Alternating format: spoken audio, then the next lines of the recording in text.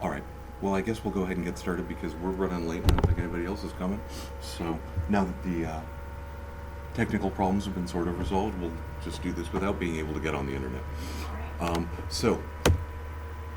This is our second workshop in the Web Design for Literary Theorists series.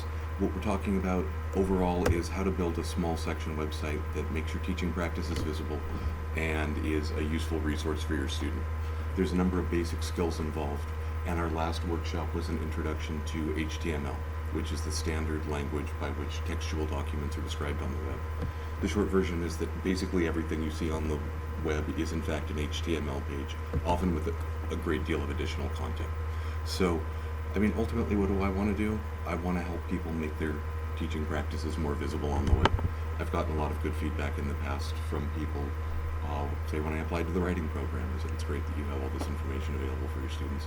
So the kinds of people who make gateway decisions often do take this kind of thing into account. So today what we're going to be doing is we're going to be talking about CSS, which is an acronym for Cascading Style Sheets. Last time I left people off with the expectation that they should be able to mark up a document so that it is not so that it's beautiful, but so that its semantic structure is visible to machines, such as web browsers and other pieces of software. So today what we're talking about is how you make your pages look better than something that, you know, a high school student designed in his mom's basement in 1997. There's also that was also me. So what I want to emphasize is that there's a number of ways to work with CSS that not only help you to write better code, that is to say, more easy to maintain but also more meaningful to machines and more meaningful to you, so that when you look at your own code, you know what it is that you're actually looking at, and maintaining it isn't a real pain. The standard way of formatting HTML documents in, say, the 90s and the early part of the previous decade was to just treat it like a word processing document. So you might have a minimally acceptable HTML document that looks like this.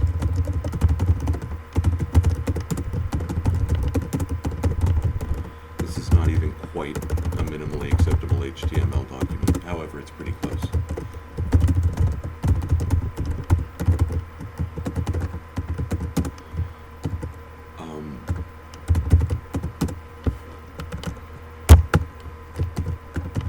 So again, just a quick review. What's the minimal acceptable structure of an HTML document? You have some text that's marked up with tags that describe the actual text. If you were to save this in somewhere on your local file system,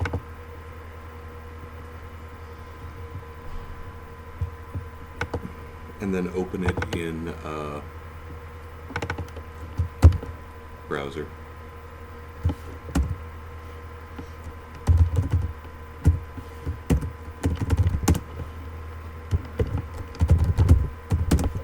what you'll get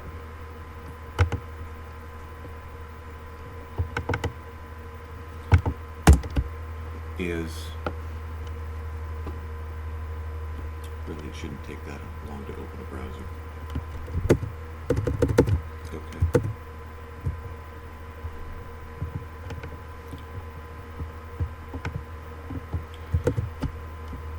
What you'll get is that the browser will render your text, right? Here you have here is some text, and I marked that up in several ways. It's part of the document's body, and there is tags surrounding it indicating that it is a paragraph. If I wanted to have a second paragraph, I could do this.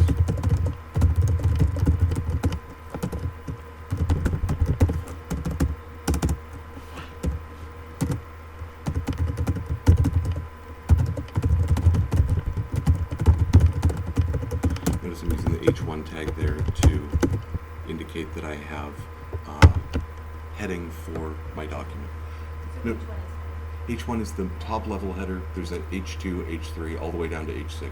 I don't know why anyone would ever need to use 6 levels of headers, but you can if you need to. If you're being that specific about your document structure. That point though, it's like... Yeah. Okay. I don't need sub headings most of the time. But notice that the text in the H1 up there is not the same as the document's title in the title bar. There's no absolute necessity that they be the same. However, notice again that this is not a particularly attractively formatted document. And so what we're going to be talking about today is how to format such documents. And again, part of my extended argument today is going to be encouraging you to separate content and structure on the one hand from presentation, which is a good web design practice for a lot of reasons, including the fact that it will help you write code that is more easily parsable to you. And once you're able to do that, you will be able to write code that is more easily parsable by other machines than just web browsers. Because of course everybody's concerned about how do machines read these days. What does the NSA's dragnet know about you is perhaps the ugly side of this question. Do I want to format my information in such a way that it draws attention to semantic structures within it for Google, but also perhaps for the NSA, because who knows what they're doing. But that's the subject of Workshop 3. So again, I'm going to be moving over a lot quickly today. There is in fact a screencast being created, and I just checked to be sure that was the case. I'll put it up in a few days. The slideshow itself will be up in a few days. You can go back over it. There is you don't have to listen to the whole 2-hour screencast. You can just flip through the slideshow if that's a more helpful version. There's all kinds of references all over the web. Some are good, some are bad. That's the democratic nature of the internet. Anybody can put up anything on the internet, basically. So what's important is not that you memorize all the details that I'm going to be moving over quickly, because I'm not even going to be teaching you everything, but there's a lot of details to know. CSS is kind of a pain in the ass in a lot of ways once you start doing anything other than really simple stuff. But we'll talk about syntax, and I'll kind of gesture towards some of the more complex things you can do with it. But the basic ideas are not in any sense difficult. It's the implementation details that can become difficult eventually. And there's a URL down there at the bottom for where the websites are, but Sherry, I think you already have that. Yeah. So what am I not going to be teaching you? I'm not going to be teaching you everything about HTML, and I'm not going to be teaching you everything about CSS. But as with getting around in a foreign country in a different language, you don't need to know the whole language to get started doing productive things. There are plenty of things that HTML and CSS can do that I've never once done. I'm not going to talk to you in great detail about, what constitutes aesthetically pleasing designs, although I will make a few comments about that, especially if I can get on the internet and we can look at some websites. We're not going to be talking about designing web pages that are anything but static. I'm not going to teach you how to use JavaScript. And I'm not going to teach you a lot about search engine optimization, and it's not my field of expertise either. But we will talk a little bit about it in Workshop 3. So there's a lot of information here. Sometimes I'm simplifying it, sometimes I'm presenting a subset. I think I'm being fair and hopefully giving you enough. You're not going to walk out of here being able to be a professional web designer, but you will walk out of here from the series of workshops with a set of skills that will help you present your content to the world in a way that isn't seen as being shameful in the 2014 era visual parsing model that we're using for websites. So, HTML is a standard markup language for displaying content on websites. What I want you to remember here in particular is that an HTML document is just a stream of text with tags that mark it up, indicating what its semantic structure is. It used to be the case in, say, 1997, where you might do things like this.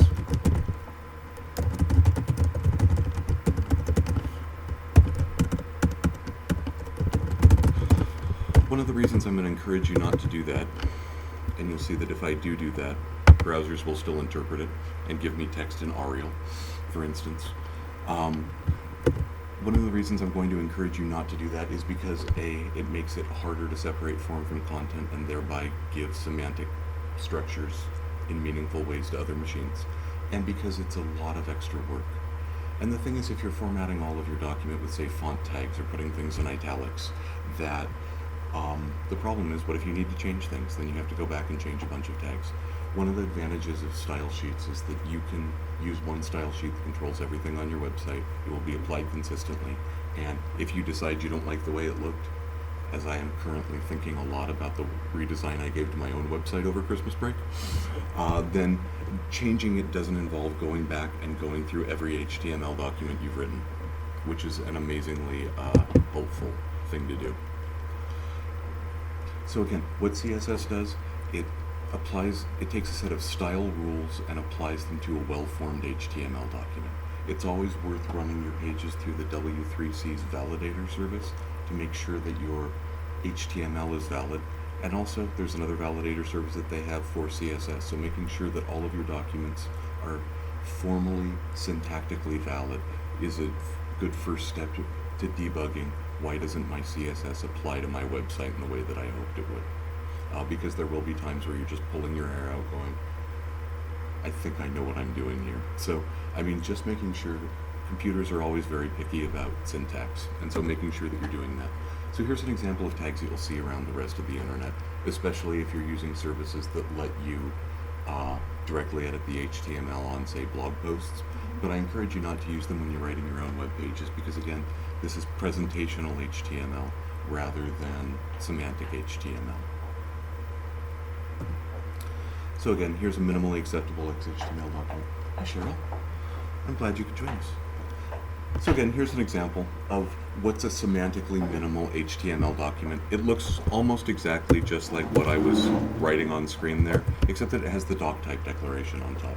What's a doc type declaration?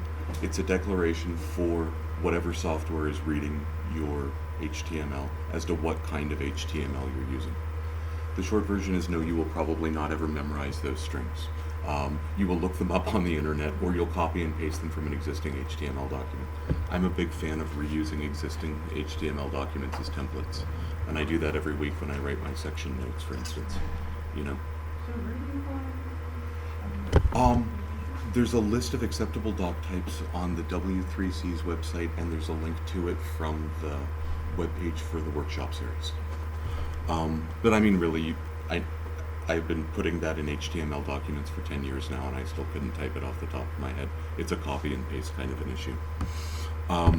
If you want to be really picky, and if you're concerned that your XHTML may actually be processed by some services as XML, then adding that XLMNS namespace declaration helps XML parsers to parse it. If you leave it out, your web pages will still display fine. And again, you can look those up or just copy and paste them from earlier documents that you've written. So what we're actually talking about today, after a real brief review of some major concepts of HTML, is how CSS works, right? CSS stands for Cascading Style Sheets. Why cascading? There's a number of theories about that. One is that it's because you can include style sheets in other style sheets, which is something we won't be talking about with any great detail today. So how CSS works is that you have a set of rules that describe how your HTML should be rendered. You have a great deal of control over pretty much everything.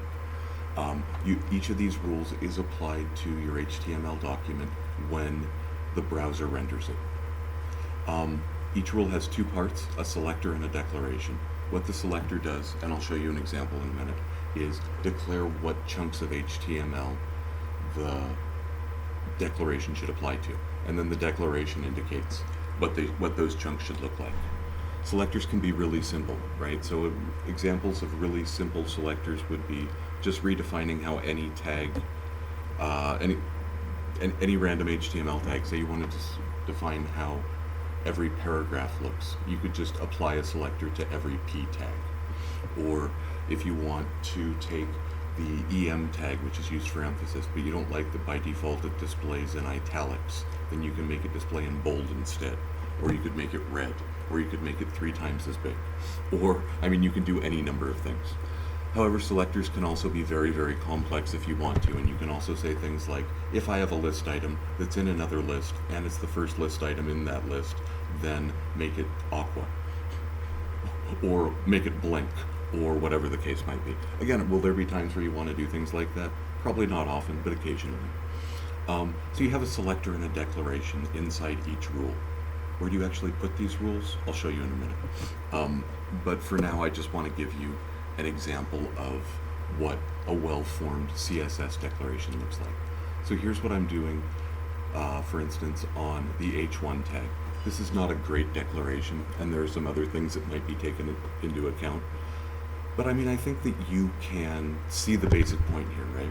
What this does is it says if you put this rule in your CSS style sheet, every H1 tag, usually there's only one H1 tag in the document because it is the document title, right? But if I happen to have a bunch of H1 tags throughout the document, every single one will be centered and displayed in 36-point Arial in the browser. There's a couple of things that are worth noting, and that is you have, in this declaration, you have a series of multiple rules. That's perfectly fine. You can put in as many as you want. It can be as complicated as you want. You have a number of so-called properties here, like font family, font size, and text align. Not font properties, but properties never have spaces in their names. You'll notice that they use dashes instead. What separates the property, font family, from its value, Arial, is a colon. And at the end of every individual chunk of that declaration, you have a semicolon. Does that make sense? That's the basic syntax. Something else worth noting there is that you'll notice with font size, I'm using a number with a unit. You can use any number of different units in CSS. It's very flexible. If you want to specify your font sizes in millimeters, that's fine. If you want to, however, you will notice something about that departs from normal English usage between the font, the value, that is the number, and the measurement unit. How many spaces are there? None. And that's standard for applying units to numbers in CSS. That's the number one typo I make in my style sheets because my thumb wants to hit that space bar in between. Like HTML, CSS ignores extra white space. So if you don't want to do it this way, if you want to do it this way instead, that's fine. I do this because I find it easier to read when I'm going through and changing things. However, it's absolutely a matter of taste. Any questions so far? No. Okay. Does this seem like a sensible kind of a system to use for describing how you can modify the appearance of your web pages? Way better than using a bunch of font tags sprinkled throughout your HTML document. And again, one of the advantages is you actually do get to separate form from content. Since we don't have a clock in the room, I'm going to keep my phone on. I want to remind you that there are some attributes in HTML that you can apply to any tag, right? That you already know that most tags have some attributes you can apply to them, and in some cases those attributes are mandatory. So for, say, the A tag, which creates links, you have to include the href attribute, which gives the address of what you're linking to. Or for the image tag, you have to have an attribute called source, which is where is the image file. However, some attributes can be applied to any tag at all. You can give any tag a unique ID for any purpose that you want. I'm being intentionally vague about what I mean by some purpose of your own here. You can make any tag a member of a class. And you'll notice here that the example I'm giving you actually shows that whatever imaginary tag here that I'm using, and there is no tag. I'm just using as an example of a fictitious tag. You'll notice here that for this second example, I'm applying two different classes to whatever tag that is. I'm giving it the class something, and I'm giving it the class something underscore else. Notice that class names cannot have spaces in them because spaces are used to separate class names. I can also apply styling information directly to a tag if I want to. This is a poor overall strategy for styling your website because then what you've just done is gone back to finding a legal way to reincorporate the font tag into your documents. But it's not a bad idea if you're trying out several things just to see how they look, and you later move the information into an external style sheet. Oops, that's down. But I mean, for one thing, if what I wanted to do was just to see what the H1 tag looked like with a variety of options, then what I could do is just drop the H1 and the brackets and just put this stuff inside the style attribute of the tag itself. Okay, so here's some more examples of valid CSS formations. And some of these are, I'm using intentionally to give you examples of specific syntactical quirks of CSS. One of the more useful things that you can do is you can define that a number of things are all look exactly the same in the same declaration. So if I want no bottom margin and 12 point Times New Roman on a bunch of different stuff, then I can just separate them with commas in the first place. I don't have to declare that for the P tag for paragraphs, for the TD tag for table data or spreadsheet cells, and for the LI or list item tag separately. I can just do it once. One of the more useful things that you can do with CSS is take those classes or IDs that you've assigned for some purpose of your own and make that purpose be picking them out so that CSS sees them.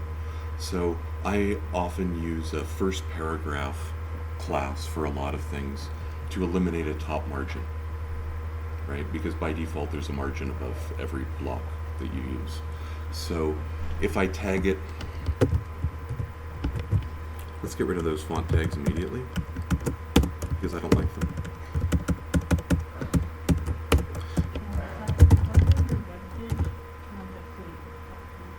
Oh yeah, let me, yes, but it's a long trip. Let me send you back to, down at the bottom of that, there's a short link.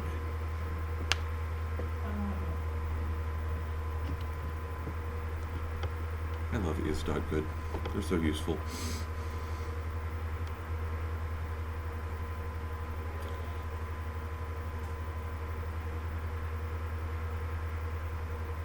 Everybody can connect to the internet today except for me.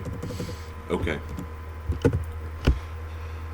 So if I want to use this first paragraph selector, and if I've already declared it in a style sheet, then I can just include it in my HTML document in this way by using the class equals first dash paragraph class name. Notice that class names again never have spaces in them. You can use hyphens, some people like to use underscores, but notice that I'm just making this paragraph a member of the first paragraph class. I can do this for every paragraph if I want to.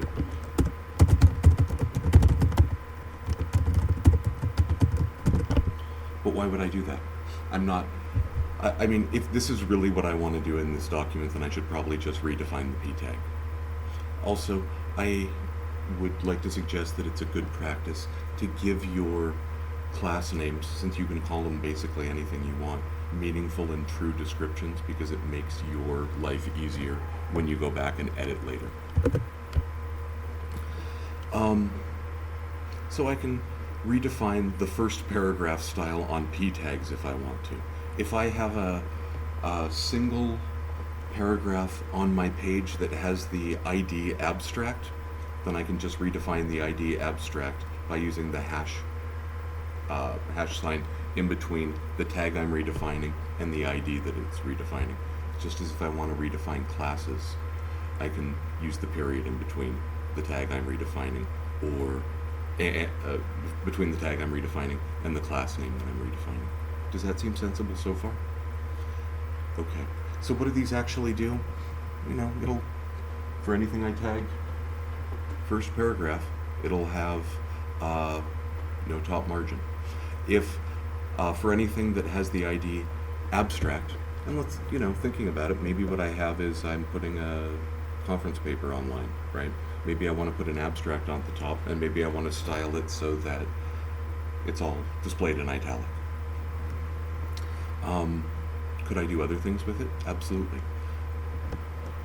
And in fact, realistically, I'd probably, if I want to make it stand out visually more than that, I would probably do such things as perhaps make it a larger font size and increase the margins around it, or fully justify the text and put a box around it, or change the background color or something.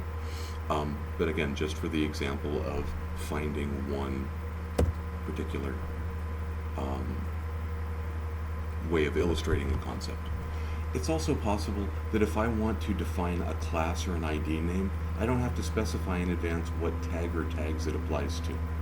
So if I use this second one, say, where the selector is just .abstract, then I can make any tag a member of the class abstract and it'll put it in italic. So I could apply abstract to a P, or a div, or a span, or just about anything else, really. If I applied it to the body means the entire body of the document. So one way to change something about the entire document is to apply it to the body tag. If I want all my text to be in italic, then I could do this. Again, since I haven't actually provided definitions for these tags, or for these styles yet, or rather for these classes is what I'm trying to say, then you won't notice anything about how it displays if I re-render the page. But I'll show you in a moment how to do that. Notice here again that what I'm doing in the second example is I'm abusing my own semantics, right?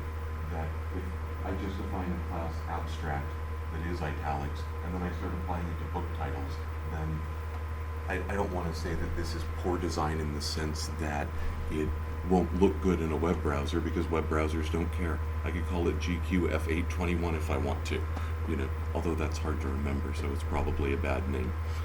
But here what I'm doing is I'm applying the abstract class to book titles, and that makes life harder for you if you're abusing your own semantics in that way. It's almost always worth spending an extra 45 seconds working out what it is that you're really trying to do and defining a new class. Does that make sense? Okay. And this is a set of examples that I don't expect you to memorize or write down, but just to show you a little bit of what are the more complex things that you can do with CSS. The first rule means if I have a list item that's inside an ordered list, that's inside another list item, then don't put a top margin on it. Am I ever likely to want to do exactly that? Probably not, but you never know. And the second one is similar, If I have a block whose ID is nav, and inside that block there is a list item, which contains an unordered list, which contains a list item, which contains links, don't underline them, right? And putting text decoration none on the A tag, or at least some parts of it, which is a topic we won't really go into today, but there are different pseudo classes that are part of the A tag. But putting text decoration none on it prevents links from being underlined. If you think that links being underlined is ugly, there you go. The third example is just one of the very specific selectors that CSS gives you, and that is to say that if I have some kind of a block level element that is tagged nav, and there is an immediate descendant of it, immediate child of it, that is an li element, then don't treat it as a list item. Again, do I think you're ever likely to want to do this? I do, but again, I don't think this in particular is likely to be a wildly popular selector. I'm just trying to demonstrate that there are things that we're not talking about today that are possible to do, and that you can in fact be very, very specific about exactly what the situation in your documents and how they're styled are. So just a reminder about HTML, there are two tags that do nothing except group text for reasons that are whatever you want them to be, right? So span groups an inline set of text. That is to say, not a larger scale block element. So I might put spans in the middle of sentences, or in the middle of paragraphs, for that matter.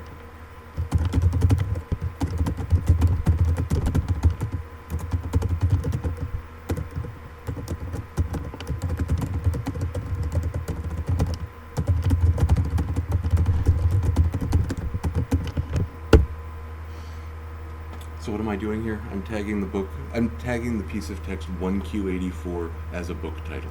Again, this doesn't have any pre-existing meaning to the web browser, but I can group it off for some purpose of my own, such as I might want to define that the class book title is displayed in italics, right? This is much better than using the I tag, and it's much better than abusing the EM tag, which produces italic text, but actually means that the text is emphatic in some way.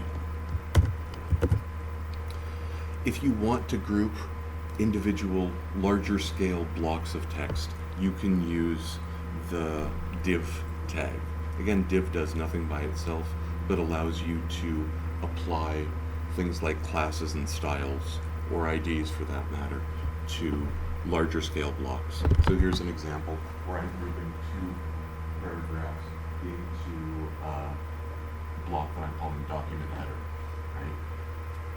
So if I wanted to do that, then I could then take my CSS style sheet and define what document header means.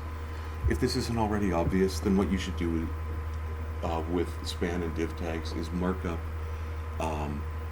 semantics of the document that are meaningful to you in some way, either because you're trying to indicate the overall structure of the document to yourself or to another piece of software, or because that's how you're grouping them for display control purposes. So again, probably the first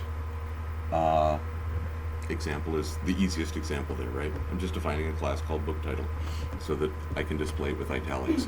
Why would you want to describe the semantics in ways that are not visible to users of a web browser? Again, that's going to be a large chunk of what we talk about next time. Let's just say for now that there are good reasons to make some parts of your document more easily machine readable. And the Google, for instance, loves that. So there's a number of places where you can actually apply this style information. One is you can put it directly in the tags, right? And if I wanted to, if I never used any other book titles anywhere on my web page, which for me sounds unlikely, but let's go with it, I could just do this.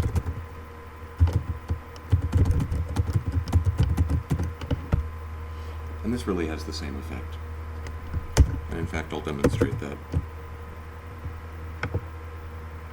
What I get is 1Q84 in italics, right? Font style italic is the way that you declare italic text.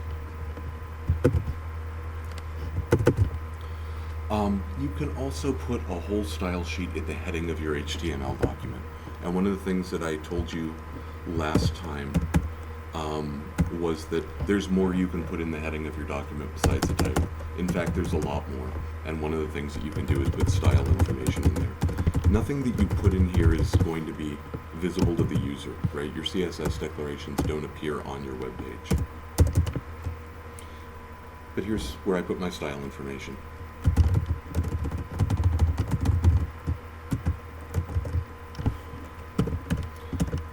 And it would help if my keyboard were a little less wonky, but there you go.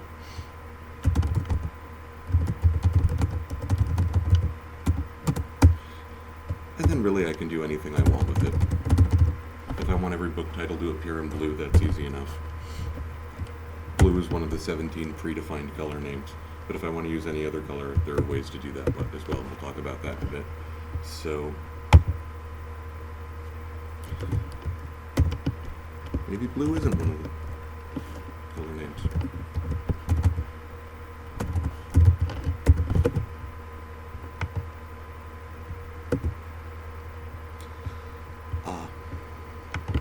And again, the why isn't it working problem, because I haven't actually set it up in the way that I'm thinking I set it up. So instead of applying the style directly to the tag, what I should be doing is making it a member of the book title class.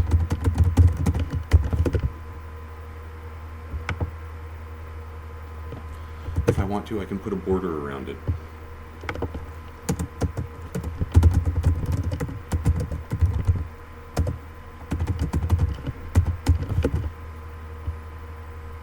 Again, is that something? Or perhaps I am not using the border property properly. Maybe purple isn't a predefined name. Anyway, rather than debugging something I just thought up off the top of my head in a moment, what I really want is to demonstrate that this is a possibility. And I'm not going to take the time to look up the border syntax. Again, so much to know about CSS. I don't keep it all memorized. I look it up when I need it.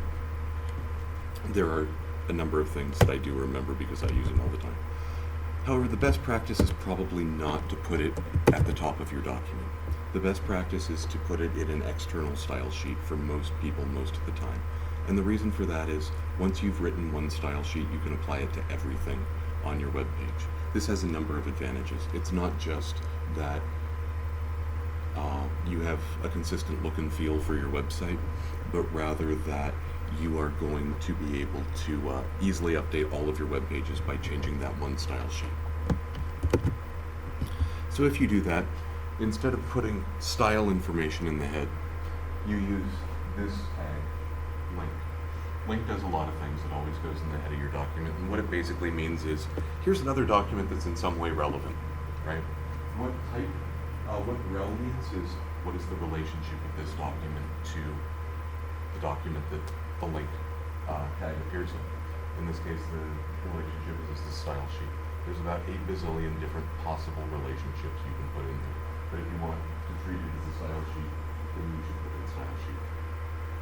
Because HTML likes to overdetermine things just in case changes are made later, there's a type attribute, which should be text/CSS, and if you know what the type actually is, well, it's a MIME type, which is an internet standard for talking about what kind of document you're using. Are there other types of style sheets that are at all commonly used besides text/CSS? No. However, you still have to declare it in order to be formally valid. And then the href attribute is, where is that external style sheet? You'll notice here that my URL is not a fully formed URL starting with, say, HTTP and a domain name. But neither is it just a file name. It's actually a path name on the same server. So could I just leave it as content.css without the // in front of it? Yes, that means this, the file content.css in the same directory as wherever this HTML, whatever file this HTML chunk is a part of. So again, it's a useful skill to have, or a useful practice to have some sort of a sensible layout for your file system so that you can easily keep track of where things are. So you don't have to go hunting for every document and think about how to specify it all the time. Or to put it another way, keeping related stuff together is a good idea. Okay. So what can you do with the declaration part of the CSS standard? The short version is you can do a lot. You can control just about everything that you could think about controlling. Every so often you'll find some annoying thing that you can't do because there's no specification for it. And my fallback position there is to remind you that a web page is not a word processing document. And part of the issue involved is that people are viewing it on a huge variety of devices, right? It's not just your laptop, it's not just your smartphone, it's this, right? There are people who are getting at your web page on this. So remember that the idea is what you want is to indicate the text of your document and its structure and whatever is rendering the page, whatever device is rendering the page. A 1992 Macintosh computer, for instance. There are still people getting on the internet on those, believe it or not. Not many, but they are. Won't display color in most cases, but it'll do whatever it can with as much of the information as it can. There are people who are getting on the internet on text-only browsers that don't display any formatting information and ignore CSS entirely. Why? Because they're using archaic systems that were designed in the 80s and that are now entrenched in whatever businesses they're using, right? So I'm not going to tell you what every single element property in CSS is. There's maybe 100 to 150 of them, which, as you can imagine, gives you a huge amount of control over what stuff looks like. It's probably worth saying at this point too that CSS is not just for visual display.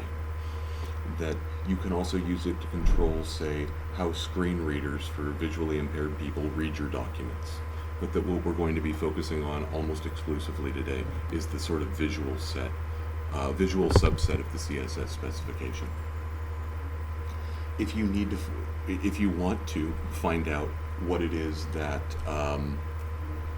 all of the properties are, the W3C has a complete list of all valid element properties with links to descriptions for all of them. And I would show you that if I were able to get online right now on our wonderful campus internet system. And you know, there are about 8 billion other online references, because what does the internet like to talk about? The internet. So here's some examples of things you can do with CSS. You can change the background of stuff, right? Probably the easiest way to, the most obvious way to think about this is to think about the background of your entire web page, right? So if I want to, I could just do this.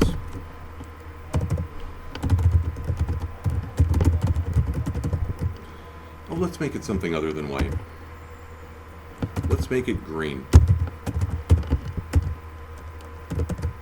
Actually, let's use a different kind of specification.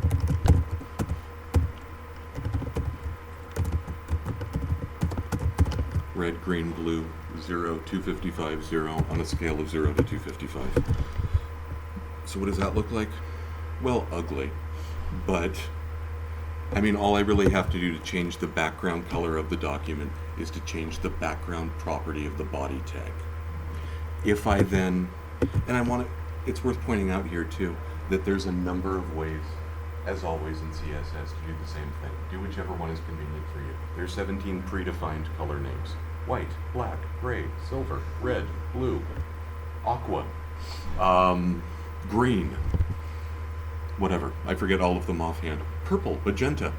Or you can specify the individual color components of the colors in terms of red, green, and blue on a scale of 0 to 255. And if you were familiar with the hexadecimal notation, that's the way the internet tends to do it most frequently. Or you can use the RGB notation with parentheses on a scale of 0 to 255. If you want to, you can just play around with stuff and see how it looks until you find a color you like.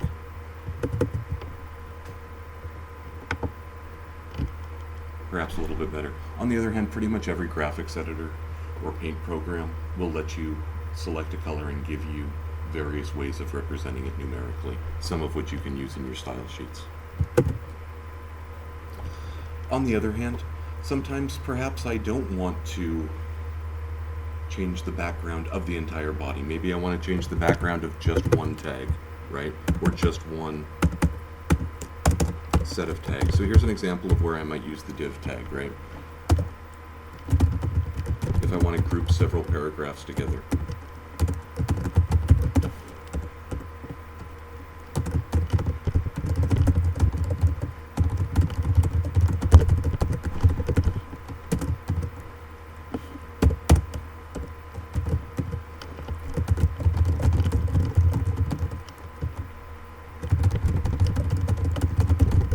If I weren't so tired, perhaps I'd come up with more amusing sample text. But there you are. Anyway, here I have to find a group of paragraphs with the div tag, and I've given it the class warning. What does warning mean? Again, whatever I want it to mean, right? So if I define that in my style sheet,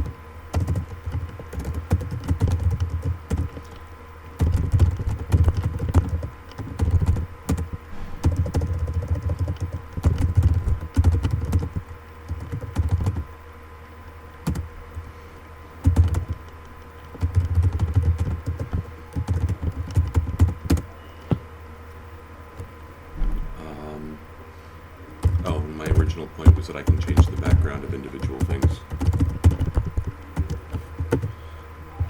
What do I get here? So again, I can apply pretty much any attribute to pretty much any tag. Some attributes don't make sense in the context of certain tags, right? And you'll know not to do that because it won't make sense to you. And if you try to do it anyway, then you'll get weird and undefined results. And again, the CSS specification will say things like, you know, if you really want to figure out why things aren't working, go back and read the CSS specification for the width property. And it'll say it can't be negative, right? You know, must be a 0 or a positive number. Something like that. You'll get all kinds of different specifications of what happens in different circumstances. So again, all I really have to do is figure out what it is that I'm trying to change, what I want to apply to it.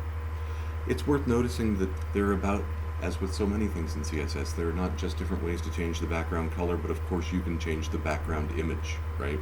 And so if instead of wanting to have my background be colored, I can use this background URL notation, where again, how do I specify the URL? Any way that's legal to specify a URL. Here, paper.png, maybe I have a small tiled background image that sort of looks like paper. I can apply that as the background to the p tag in specific classes or under whatever other circumstances I want, and tell the browser to tile it. Does that make sense? Okay. Again, jump in if you have questions. Cheryl. I'm trying to install English, and so I got a setup document, then I opened it in Word, Mm-hmm. and it's just one line in Word. I don't know. Let me take a look at it. You can use Notepad to follow along if you want to. Yeah. But I'll take a look at it later. Don't let me forget. So here's a sample of how you might produce something that looks like MLA compliant text, right? For, say, a research paper. There's a couple of things that I want to go over in this, in terms of how I'm doing this. But again, I'm not intending that you will memorize this or write it down, but rather just provide yet another example of how you can modify tags. Is it in fact smart for me to do this to the P tag? It's not a bad idea, I guess.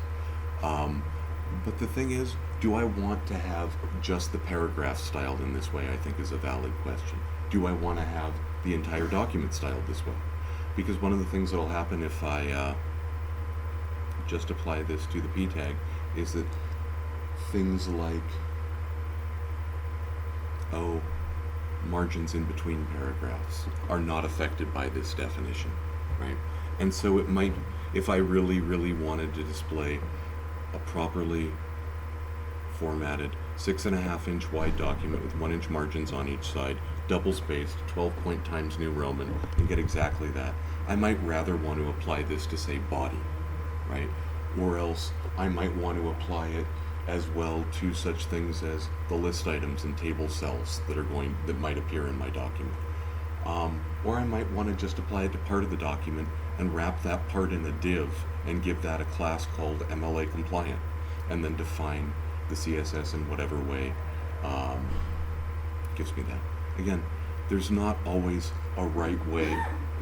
There's rarely a single right way to do something in CSS, and it's not even always the case that there's a best way to do something. My goodness, it's noon already. So again, I want to remind you at this point that your browser, or the user's browser, because you don't get to be in control of what software is installed on the computer belonging to the person who's viewing your web page, will do its best to comply with as much of this as possible. And so again, if it's not already obvious, HTML and CSS is not a professional page setting system, but it does give you a remarkable amount of control over how web pages look. You'll notice that we've been kind of skirting around the issue of fonts, because fonts are a troublesome issue with web page design. And what it comes down to is there's a number of problems. One is that in order to use a font, it has to be installed not on your computer where you're designing the website, but on the user's computer. If you're using, say, all those fonts that come with Word 2007 and later, Calibri, Cambria, all those other fonts that start with C, you should be aware that not everybody has those on their computer. And if you're sending, say, word processing documents off to people who don't have those, then it looks funny on their computer.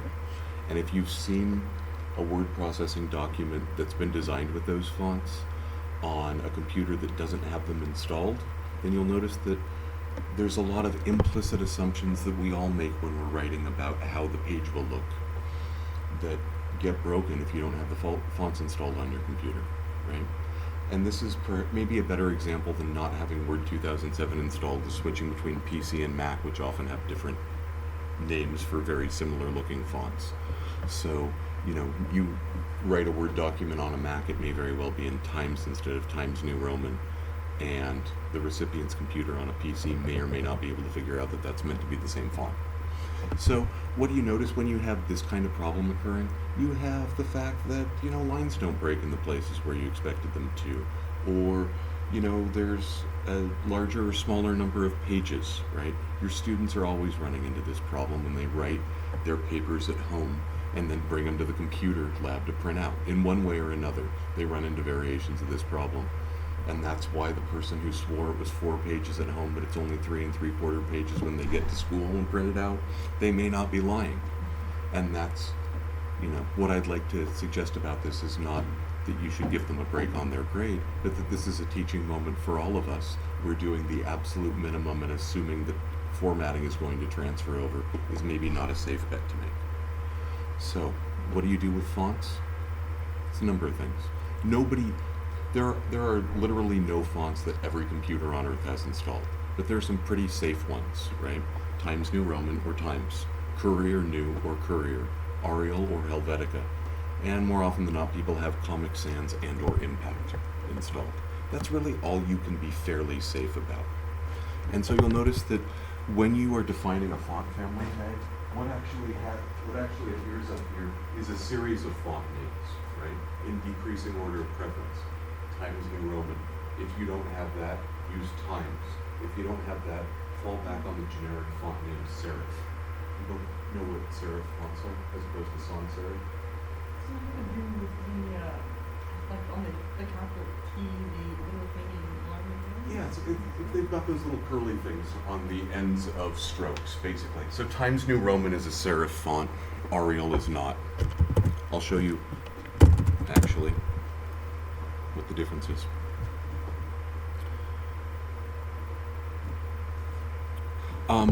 So, falling back on generic names, there are a number of generic names. Serif, sans serif, monospace means all fonts have the same width as on a typewriter, right? Which is occasionally useful for one reason or another. Cursive means it looks like handwriting. And let's make this a really big letter so it's really obvious. So yeah, say I have an F and a T, right? Let's put a space in between them. And, well, the font name here by default is sans. But let's see if I have Times something or other installed. Okay, here's Times New Roman. You'll notice that there's little strokes at the end, or there's little curls between the strokes. Sans serif fonts don't have this. And that's really all I want to suggest about the difference between serif and sans serif fonts. What does it actually mean in terms of what you need to do or what you should use? Generally speaking, serif fonts are taken to be more conservative or traditional in appearance, and in print, they're easier to read in large groups. On screen, the serifs get lost at smaller sizes, and they're actually harder to read in large groups. So using a clean, because the resolution of screens is actually not that high. So as a sort of a general design principle, you'll notice that many websites use sans serif fonts like Arial exclusively, or if they use serif fonts, they're only in larger sizes for instance, headings. So use fallback fonts in decreasing order of preference. What do? Specify 2 or 3 fonts that you like in decreasing order of preference, and use a generic name at the end. You'll notice that if you have a font whose name consists of more than one word with a space around it, or a space in the name, you should put quotes around it. Notice that if you were then going to separate that off with a comma, you should follow British rules for whether you put commas inside quotes. The answer being no, because the comma is not part of the font name. And computers are picky about things like that. And so the question that a lot of people have at this point is, if I want to use Calibri, why can't I just upload it to my website and tell the style sheet to use the uploaded Calibri file? There's a bunch of answers to that, why that's not a good idea. Maybe the most obvious thing that impresses people most is that Calibri is copyright by Microsoft, because designing fonts takes a huge amount of work if you're doing a remotely good job. And Microsoft is not happy if you were distributing their font on your website, even if you're only doing so implicitly to help your page render. Also, the format of font files that are transferred across the web is not the same as the format of font files in the fonts folder on your computer. Why? Well, because there's already about 8 different formats that are commonly used across different computers, depending on whether you're a Mac or a Windows person or a Unix person, and which version of those operating systems you're using, and what other software you have installed.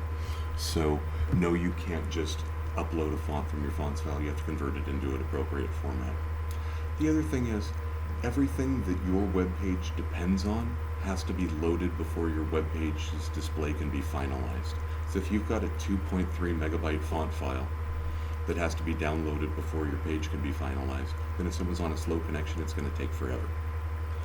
The upside is there are websites that provide services that provide fonts as services for you to use as web page designers that are downloadable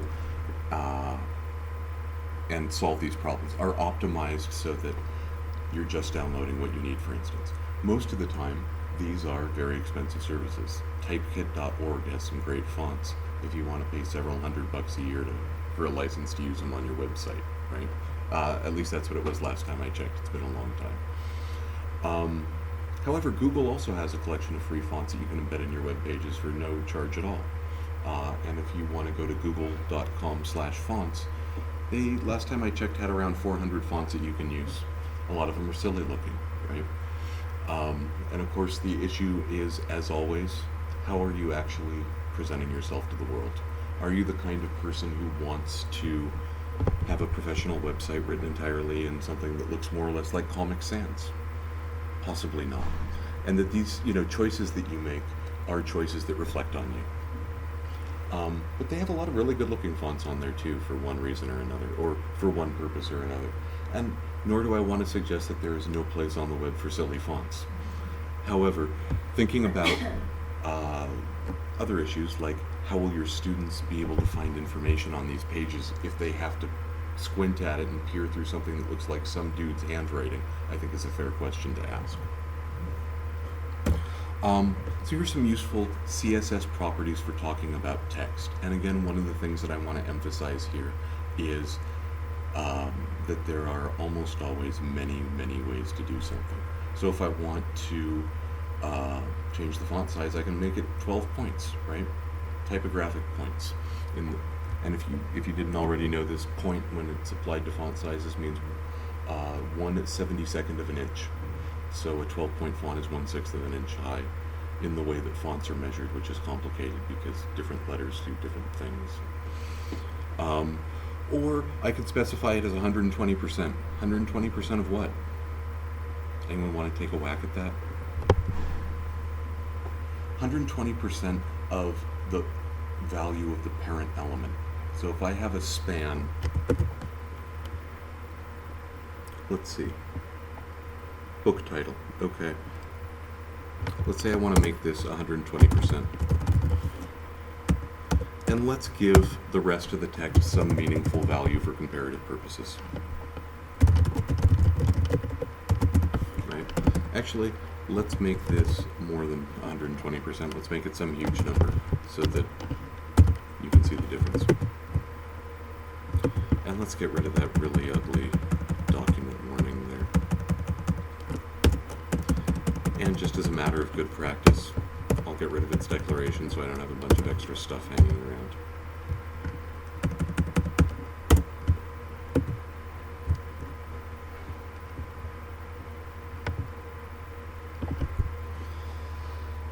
So, what's the parent element? And this is maybe a good time to introduce a basic concept of CSS, which is inheritance. If you don't specify something, it inherits it from its parent element as a general rule, or in some cases, defaults get applied despite what the parent element has. Is this complex? Rather, actually, but it doesn't wind up working out being complex in practice all that much.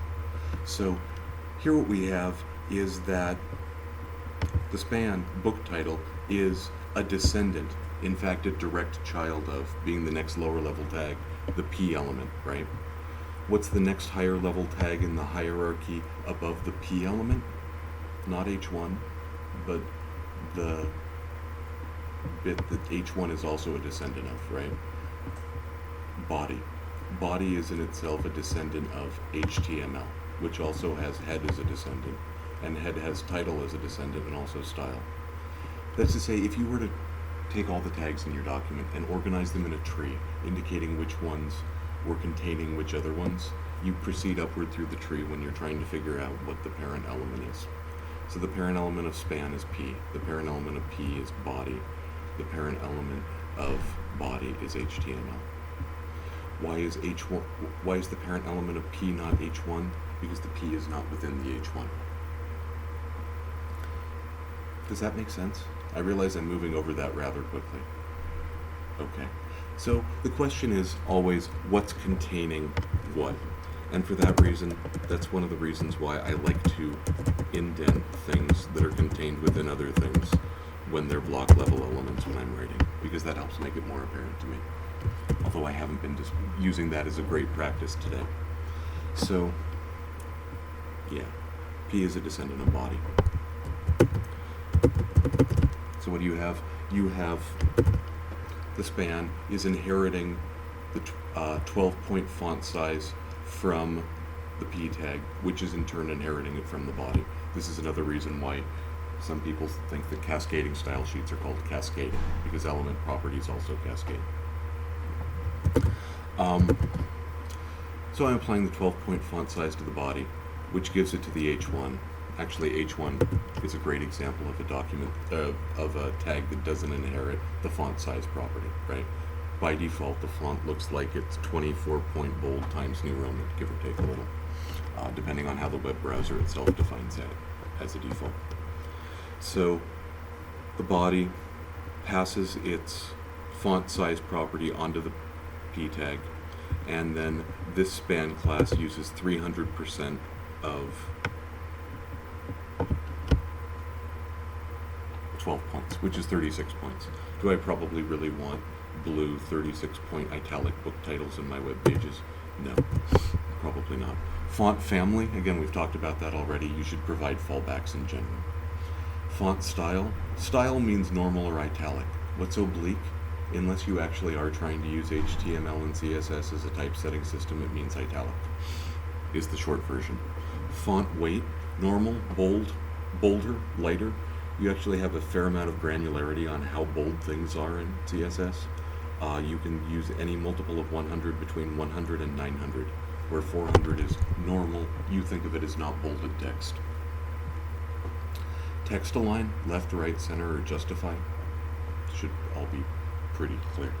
The thing to remember is that text align is defined as a property in CSS because CSS is primarily used for HTML, at least in context that we're thinking of, and that HTML is primarily a set of semantic expectations that expects that it's dealing primarily with text. My point here is just to say that you can apply text align to non-textual things like images, and they will also be centered, because the basic metaphor in HTML is that everything is treated, everything either is text or is treated as if it were, in almost every way. Again, color, does that just apply to fonts? No, but think about whether you're actually applying it to something meaningful, right? It's not really meaningful if you're embedding an image in your web page to apply a color to it, right? HTML doesn't, web browsers when they're rendering HTML don't apply transformations of that type. If you have a black and white line drawing and you really want the lines to be in green, you need to go into your image editor and paint them green instead of applying a color in CSS. Text decoration, a lot of stuff you can do there. None is a popular one. Most of the time you're not decorating your text anyway, but also overline, underline, blink, or line through, which is to say straight through. White space, how do you want to treat it? Remember that HTML by default collapses extra white space, right? If you have a whole bunch of spaces, they all get collapsed into one. If you have a whole bunch of spaces and then 3 returns and then a whole bunch more spaces, it still gets collapsed into one space. If you want to manually break, you need to use the BR tag.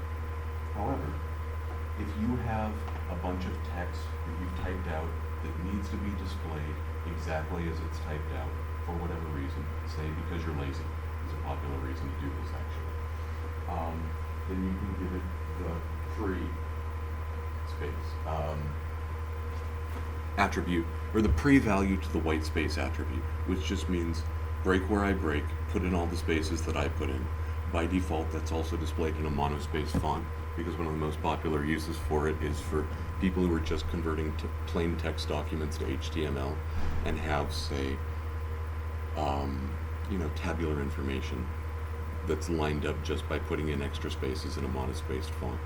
It's better to mark that up as an HTML table, and it'll look prettier.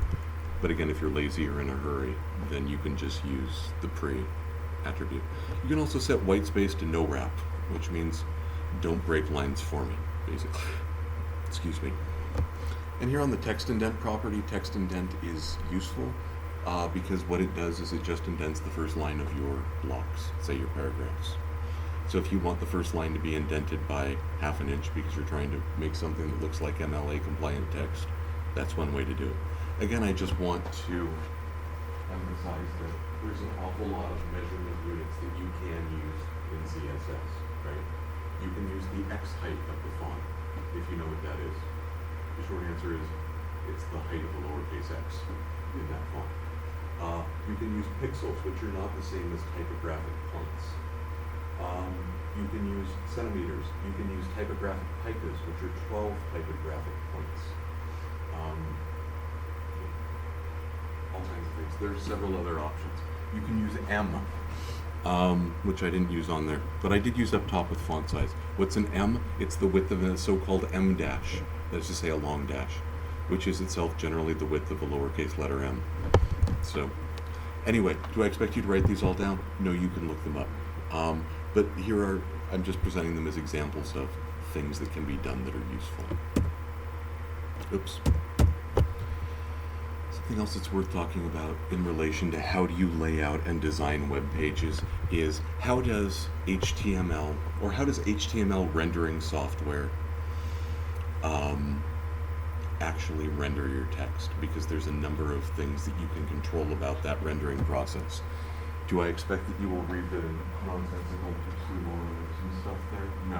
What I want to illustrate here is that we have an HTML tag where I've omitted everything up through the heading, and also the end of the document. What do I have here? I have a body with 2 paragraphs. Right? Simple enough.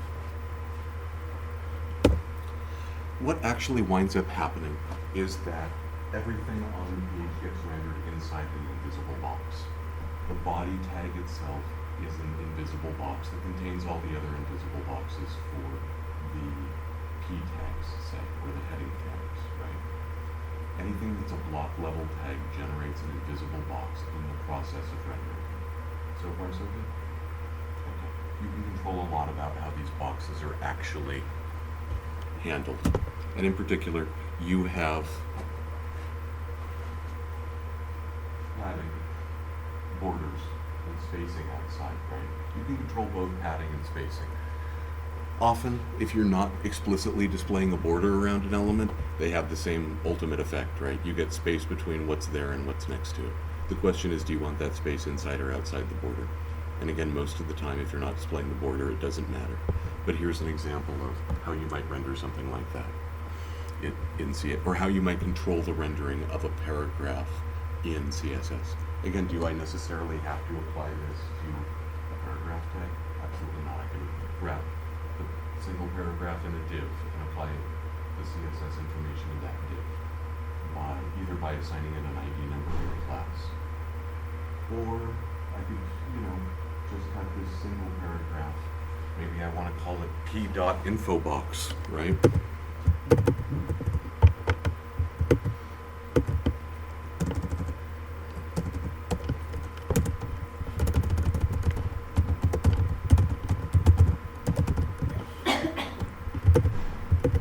What do I have?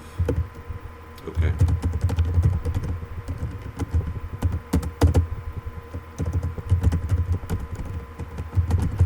And again, I can never remember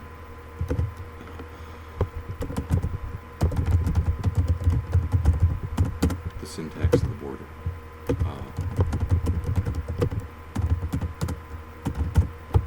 That's not how you spell margin.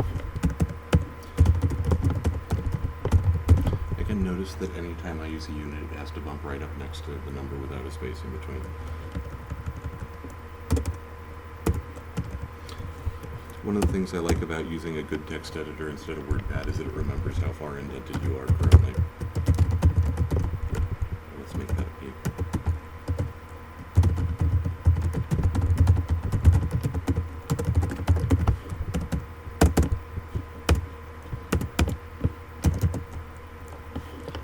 And it's not a div, so I'm not going to indent it. Okay.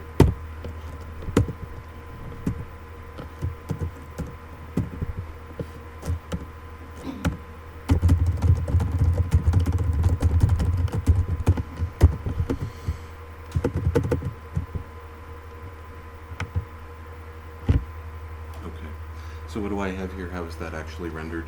You have a margin of 1 inch, padding of half an inch, a button, an aqua background, that's the definition of what aqua looks like, and a 2-pixel dashed purple border. Am I ever going to want to create a document like this for public consumption? No. But neither do I want to spend time agonizing over design choices in front of you while I'm taking up your time. Okay. A lot of useful properties to control how text is laid out or other objects in CSS. And what I want you to remember is to think about the box model and to remember that the primary purpose of HTML is to just display text on the screen. CSS is for controlling the formatting, but in a lot of ways HTML does work like a word processing document, despite my earlier assertions, and there are times where it's helpful to think about it in exactly that way. So you can control how various blocks are rendered by setting various layout properties. Clear is a useful property. It means for this block that's being rendered, it has to be clear on the left side, the right side, or both. That is to say, don't let another element float over there somewhere. You can control how blocks, or for that matter, other bits of text are displayed with the display property. I've sometimes used display none to just hide stuff. And actually, if you look at, I can't get online, but I do have a local copy. If you take a look at the HTML source for the web design page, here's the page itself. In pretty much any browser, you can always view the source that's being used to render it. And so that's what my HTML tends to look like when I mark up a whole lot of stuff. But one of the things that you'll notice is I have a lot of links for the third workshop. Oh, I'm not hiding them using CSS, I'm hiding them using HTML tricks. It is not unusual. Well, let me give you a real example where I actually do hide it with CSS.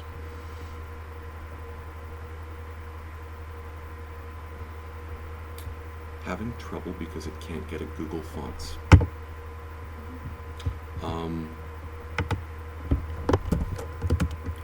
And because that page is quite... Oh wait, am I online again? No. Anyway, perhaps the short version is, let's just look at the source.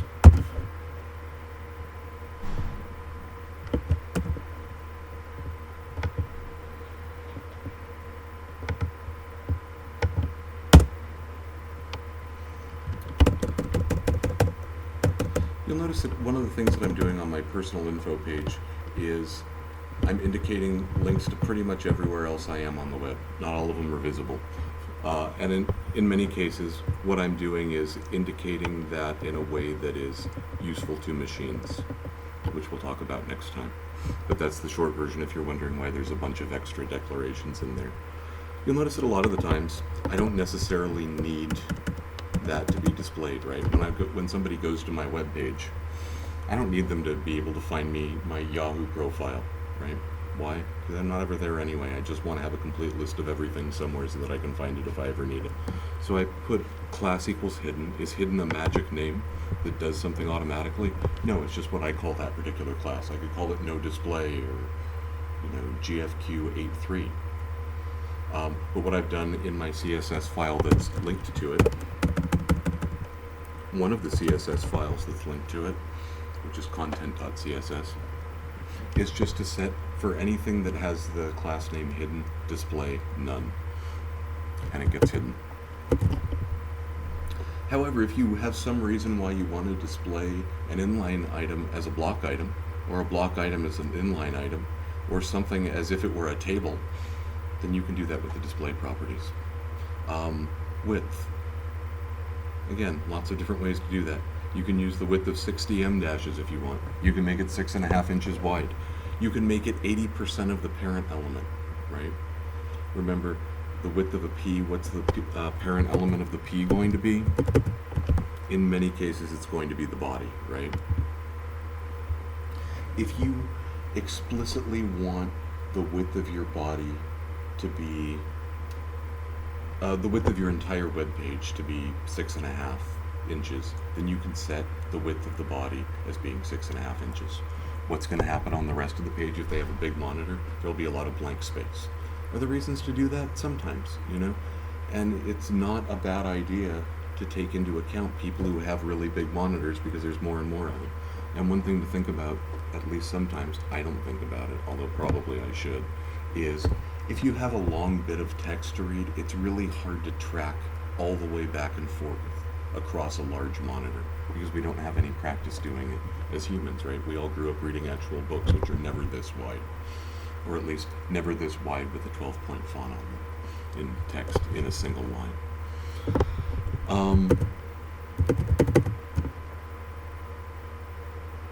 Yeah, you can control the vertical alignment of stuff relative to other stuff. So if you have an image in the middle of a paragraph, do you want it to line up? Do you want it to line up as if it were a letter, for instance, in which case you would use baseline, right? Meaning the bottom of the image lines up to the baseline of the font, which is, of course, the bottom bit except for the bits that stick down, which are called descenders on, say, a lowercase q. Middle, if you want the middle of the image to line up with the middle of the line of text, then you would use middle. Again, bottom, sub and super for treating it as if it were super or subscript text. What we've been talking about so far in terms of how web pages actually render individual elements on a web page is to say that is the model called static modeling, which is the default, right? I have a bunch of text. It's marked up with semantic information indicating where different paragraphs are and what the headings are, and everything just flows onto the page. That's static. However, if you want to have an element that's relatively positioned, you can do that too. And what relative means is lay it out, and then I'm going to specify how much to move it up and to the right from where it would fall otherwise. Is that a great idea a lot of the time? I don't think so. And because why would you want to do that in the first place? And B, once you start doing it, then maybe other stuff is going to overlap with it, because when you relatively position something, it doesn't move other stuff around.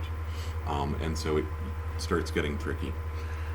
Absolute means that you want to put something in exactly a particular place on the page, regardless of where it would fall in this so-called normal flow, right? So if I have a header that I always want to be appear absolute first thing on the page, no matter what else the browser is doing, I would use absolute positioning.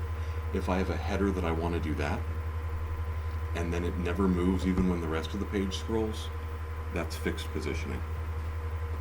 There's a number of things that you can do that way. And if you're not using static positioning, then you also have the top, right, bottom, and left attributes that you can use, which is to say, how am I offsetting this thing, or where am I putting it? If you want to have multiple columns of text on your page, you can use the float element. You can also do a lot of other things with the float element. But I might wrap a set of paragraphs in a float element, or in a div, say to make a sidebar.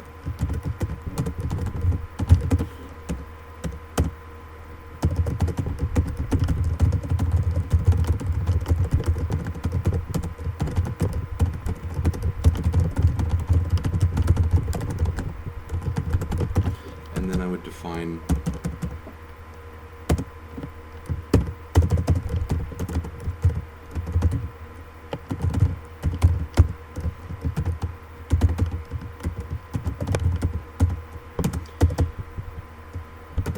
if you're floating something, it's a good idea to explicitly apply a width to it too.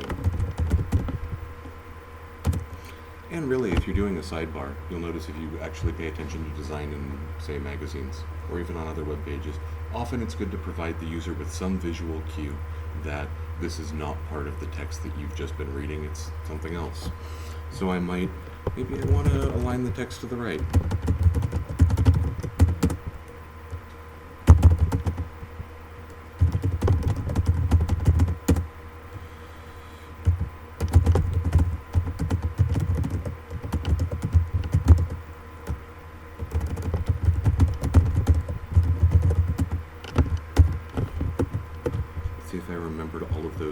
and effectively.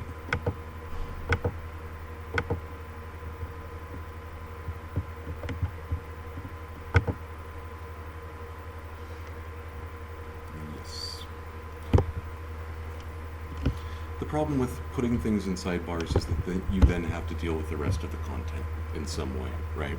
So what will I do if I really want to make this into a sidebar? Probably wrap the rest of the page in another div and call it something else.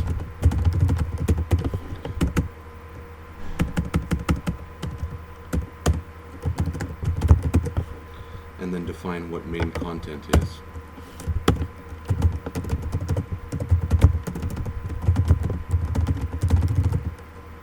What am I going to do with that?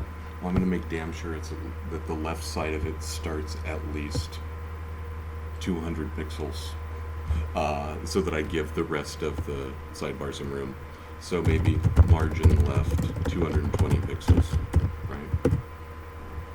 Doing that gets me this.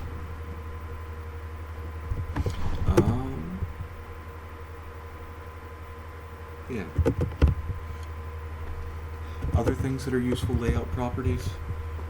I mean, I think those are the major ones, honestly. There's a number of other things that you can do that control how blocks are rendered and where they're rendered, but that's the basic idea. There are ways of specifying properties in CSS that are quicker than typing out individual properties because you do them together all the time, right? So if I don't want to use font family, font size, line spacing, font style, font weight, font variant, I think that's all of them, is it not? Then I can put them all together in the single font property, right? Italic, small caps, bold, 12 point is the font size, /24 point is the line height, Times New Roman, Times or serif. That's a lot less typing than defining each property individually. Notice that I don't have to define each of those items, but they do have to go in that order for what I do put in there, right? So the second declaration is also valid. Bold 12 point Times New Roman.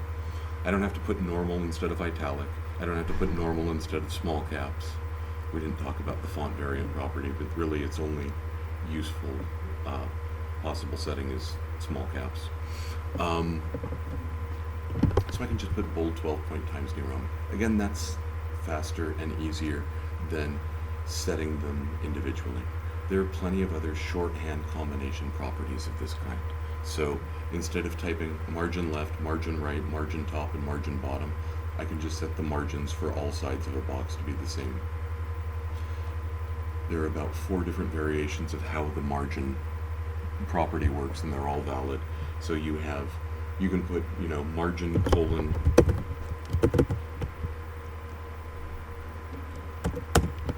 let's define an arbitrary style for, I can do this.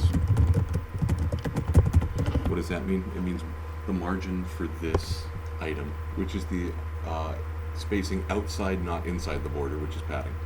But there's a margin property that I can just put 1px, 1 pixel, put a margin of 1 pixel around all sides of this. There's a 2-number version, right? Top and bottom, left and right. So what this means is for the margin on this element, put a 1 pixel margin on the top and bottom and a 2 pixel margin on the right. There's a 3-number version of it. And I never used that, so I forget what it is. I believe, if I recall correctly, it's the first one is on top and bottom, the second is the left, and the third is the right. Or, I can just declare all 4 margins in one. 1 pixel on the top, 2 pixels on the left, 3 pixels on the bottom, 4 pixels on the right. Do they have to be the same unit? No. Okay. Again, there's a lot of shorthand properties that you will see. Background, which we talked about briefly before, is a shorthand property for background color, background image, background repeat, background attachment. That is, does the background itself scroll when you scroll the web page? And background position, which you can also set. You can set those separately if you want to. You can set them all together in the background property. So I just want to say that's a lot of detail. I realize that. I can't remember it all offhand either. I would be lying if I said I could. I've admitted several times that there are things that I don't remember offhand because I'm always looking them up. There's lots of good references on the web. Don't get bogged down in detail. A lot of times, if what you're trying to do with your web page is X, then sometimes the best thing to do is to do a Google search for X CSS page layout or something like that. How to. If you are tearing your hair out because you can't get your web page to look the way that you think it should after specifying styles, check two things. Is your CSS valid? And is your HTML that you're applying it to valid? The website has some useful links that will take you back through a lot of this stuff again if you need a refresher. But what I suggested, how are we doing on time? Good. Almost where I thought we would be. What I suggested last time was that it's a good practice. It is good practice to take your existing section guidelines handout and just mark it up in HTML. So what I want to do is take a look at what that might look like as a process.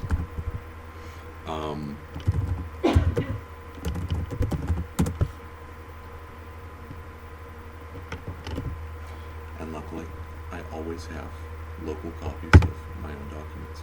So here's my section guidelines handout, right?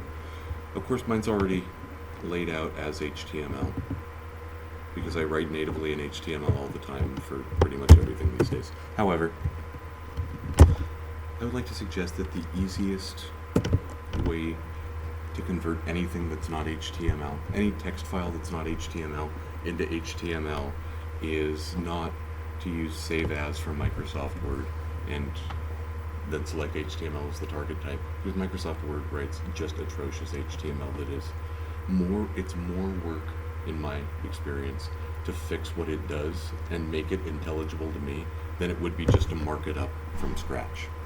So if I'm marking up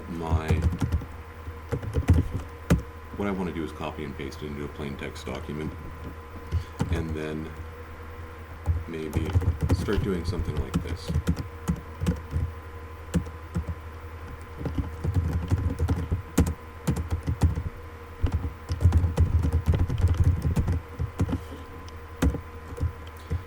Marking up the end of each individual line with the manual break tag.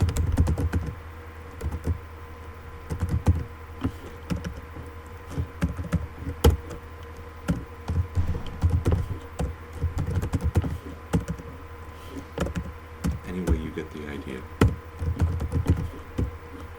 I'm marking up individual blocks, indicating where it has to break. But what I'm not getting at this point is formatting, right? That is to say, if I have this, and again I'll delete a bunch of text just for the sake of providing a useful example. So here's another heading, section meetings. And I'll mark up all the individual paragraphs in there. What do I actually put in italics in there? Genuinely extraordinary. Okay.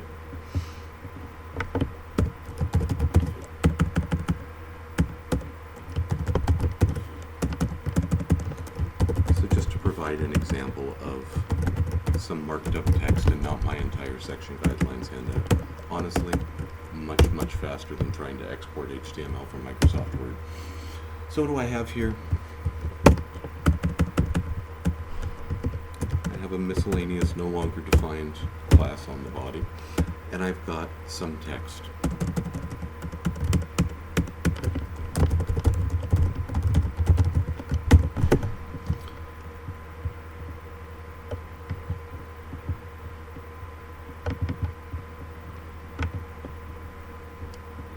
And it looks like this. What am I actually going to do here in order to make this more attractive? Well, I'm going to put in some styling information, right?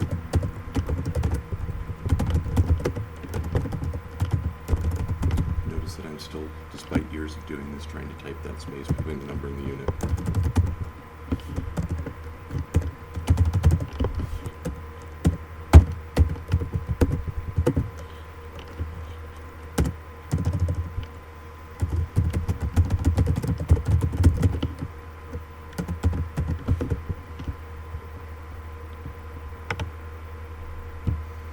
Which gives me something. If I want to then define H2, I should probably define it in a consistent way so that all of my headings have a similar visual look.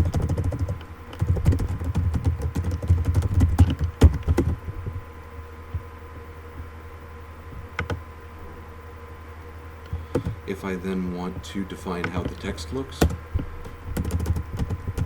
probably the best thing to do is to just put a definition on the P tag.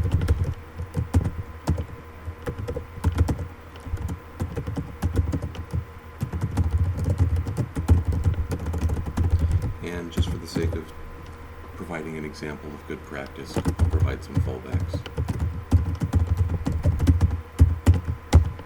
In decreasing order of preference. Chances are you won't see much difference because it's already using Times New Roman as the default font. However, you cannot assume anything about default settings for you cannot really assume much about what the default style sheet for a browser looks like. And part of the reason for that is it looks different on different computers. It looks different in Internet Explorer, in Google Chrome, in Firefox, etc., etc. It looks different on different operating systems. Different operating systems have different fonts. It'll look different again on your phone. It'll look different again on someone else's phone. And users who are technically savvy often provide their own default style sheets. Why? Well, maybe they're visually impaired and they want everything to be bigger, for instance. Or maybe they just hate the way that some websites do X, Y, and Z, and so they redefine the style sheets to kind of unwrap some of those things. I often define a series of other headings that are useful for me. So I define a class called line header that I often apply to spans, where what I do is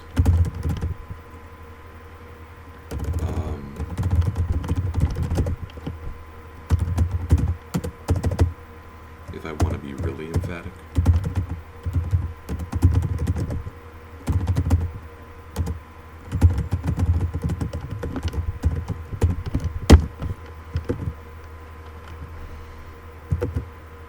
so I have a class here called line header, and I might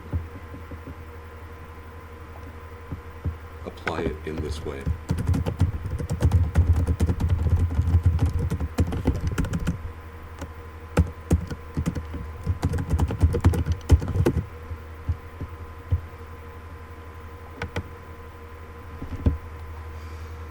Again, how do I decide where do I want to put these various spans, where do I want to put these various divs, and what class names, class IDs, rules I want to apply?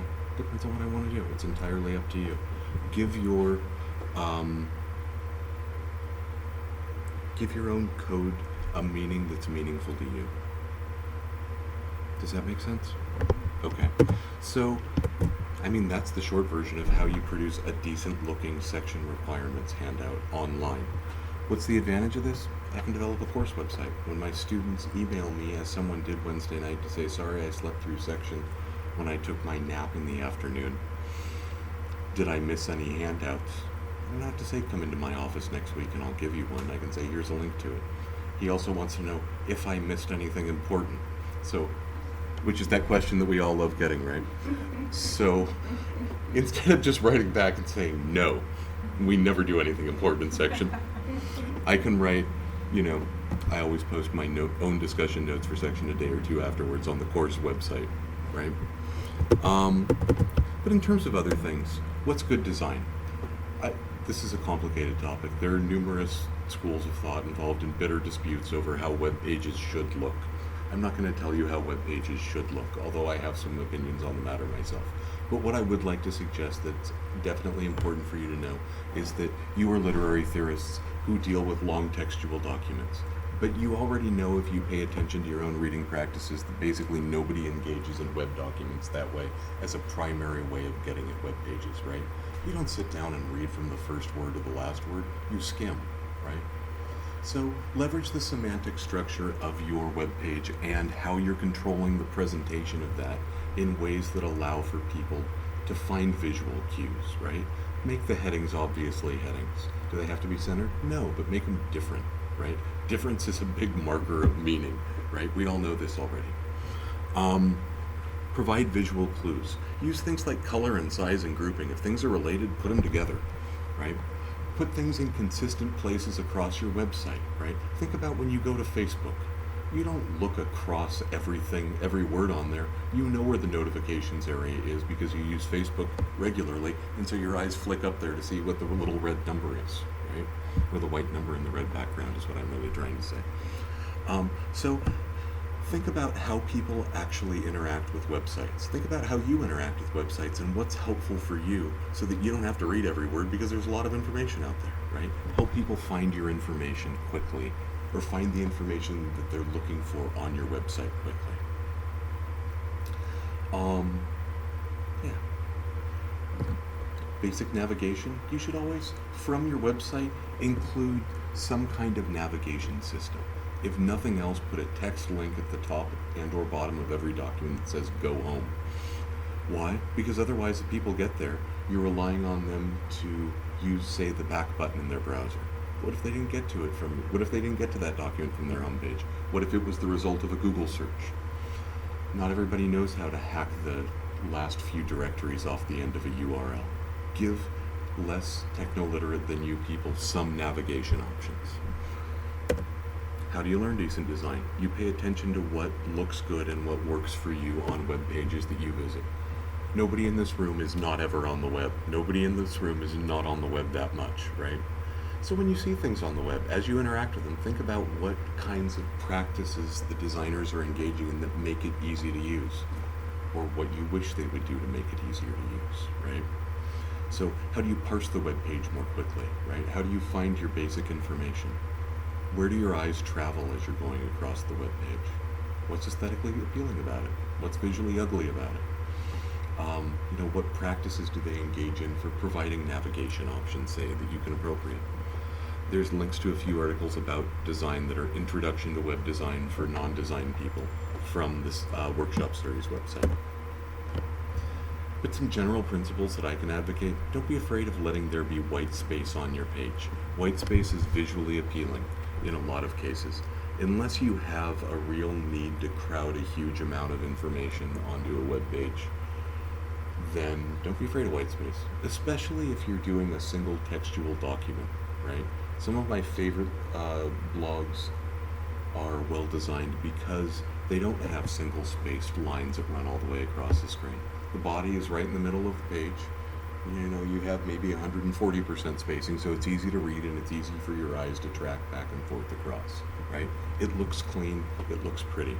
I myself tend to be kind of a minimalist in my approach to design, although that's not well reflected on my current website.